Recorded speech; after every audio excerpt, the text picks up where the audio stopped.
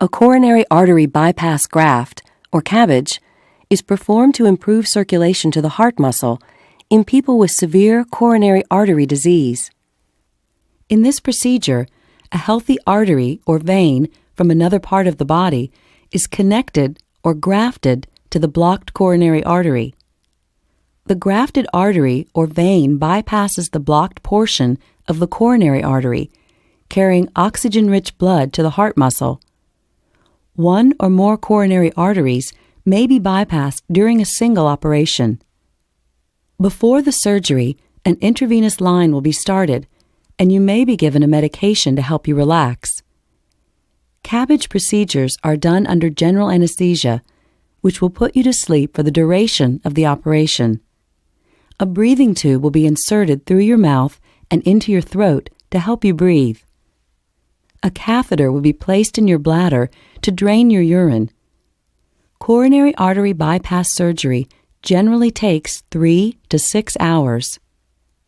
During a conventional bypass surgery, your surgeon begins by making an incision in the skin over your breastbone or sternum. He or she will then cut the sternum and move your rib cage in order to get to your heart. Throughout the procedure, your circulatory system will be connected to a cardiopulmonary bypass pump, or heart-lung machine. This machine temporarily performs the functions of your heart and lungs during the surgery, allowing your heart to be stopped while the surgeon sews the grafts into place. One of 2 blood vessels is typically used for the grafts: the internal thoracic artery in the chest or the saphenous vein in the leg. For the internal thoracic artery graft, your surgeon will leave the upper end attached to the subclavian artery and divert the lower end from your chest wall to your coronary artery just beyond the blockage. Your surgeon will then sew the graft into place. For the saphenous vein graft, your surgeon will suture one end to the aorta and the other end to the narrowed artery just beyond the blockage. With the graft securely in place, your surgeon will use electrical signals to restore the heartbeat and attach a temporary pacemaker to the heart.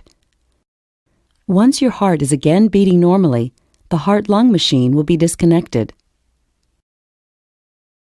Your surgeon will wire the breastbone back together and suture the skin incision closed. A temporary drainage tube will be placed through the skin beneath the incision. 2 other types of CABG procedures have recently been developed: off-pump and minimally invasive bypass surgery. Off-pump CABG is also called beating heart bypass grafting because the heart isn't stopped and a heart-lung machine isn't used. Instead, a mechanical device is used to steady the part of the heart where grafting is being done. Surgeons perform minimally invasive bypass procedures using specially designed instruments inserted through small incisions or ports in the chest. These procedures sometimes require a heart-lung machine. After surgery, you will be taken to the intensive care unit. The activity of your heart will be carefully monitored. If necessary, the pacing wires will be used to temporarily control your heart rate. The chest tube will remain in place to drain excess blood and air from the chest cavity. Once you can breathe on your own, your breathing tube will be removed and replaced with an oxygen mask. The bladder catheter will remain in place.